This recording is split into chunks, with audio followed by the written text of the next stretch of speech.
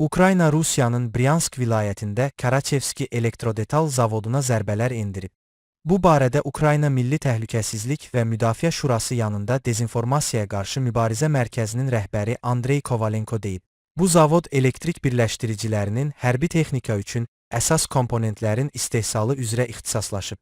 Zavodun məhsulları raket idarəetmə sistemlərində, aviasiya və kosmik texnologiyada, tanklarda, zirehli transportyorlarda və digər zirehli texnikalarda, rabitə sistemlərində və idarəetmə cihazlarında istifadə olunur. Əslində, elektrodetal Rusiya hərbi sənaye kompleksinin bir hissəsidir. Onsuz müasir Rus silahlarının yığılması və təmiri pozulardı. Zavod döyüş sistemlərinin qapalı dövrəli elektron sxemlərində istifadə olunan 10 minlərlə birləşdirici istehsal edir, o bildirib.